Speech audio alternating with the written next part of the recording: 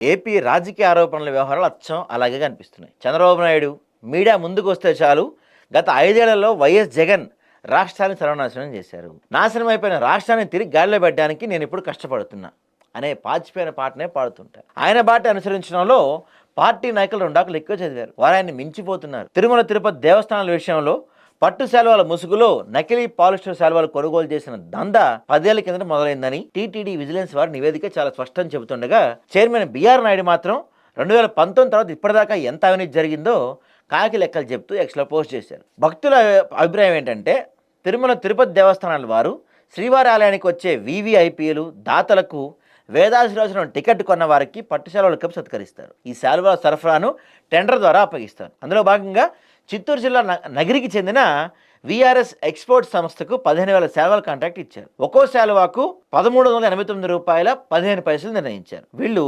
ఏళ్ల తరబడి సరఫరా చేస్తున్న శాలువాల నాణ్యతపై అనుమానాలు రావడంతో విజిలెన్స్ వారు విచారణ చేశారు. టెండర్ నిబంధనలో స్వచ్ఛమైన పట్టు శాలువాలు మాత్రమే సరఫరా చేయాలని ఉంటుంది. కానీ ఈ శాలువాలు పరీక్షించినప్పుడు అవి 100% పాలిస్టర్, పైగా వాటిపై సిల్క్ హోలోగ్రామ్ కూడా లేదని అధికారులు గుర్తించారు. వెనక్కి తవ్వితే కొన్నేళ్లుగా జరుగుతున్న అక్రమాలను గుర్తించారు. విఆర్ఎస్ ఎక్స్పోర్ట్స్తో పాటు వారి సోదర సంస్థలు తిరుమల ఫ్యాబ్రిక్స్, విఎం రాజా పవర్లూమ్స్ అన్నీ కలిపి 2015 నుంచి 25 మధ్యలో దాదాపుగా 60 కోట్ల విలువైన వస్త్రాలు సరఫరా చేసినట్టుగా విజిలెన్స్ తేల్చి చెప్పింది. 2015 నుంచి అక్రమాలు జరుగుతున్నట్టుగా విజిలెన్స్ లెక్క తేల్చగా, బిఆర్ నాయుడు మాత్రం సన్నాయి నొక్కులు నొక్కుతున్నారు. 2019 నుంచి ఇప్పటిదాకా 80 నుంచి 90 కోట్ల అవినీతి జరిగిందని ఆయన అంటున్నారు. 2015 నుంచి జరిగిన దోపిడీని ఆయన ఎవరి ఖాతాలో వేయాలనుకుంటున్నారో తెలియడం లేదు. కానీ విజిలెన్స్ నివేదిక ప్రకారం తిరుమలేశ్వరుని భక్తులకు ఇచ్చే శాలువాలో దోపిడీ చాలా స్పష్టంగా చంద్రబాబు హయాంలో ప్రారంభమైనట్టు తెలుస్తుందని అంతా అనుకుంటున్నారు.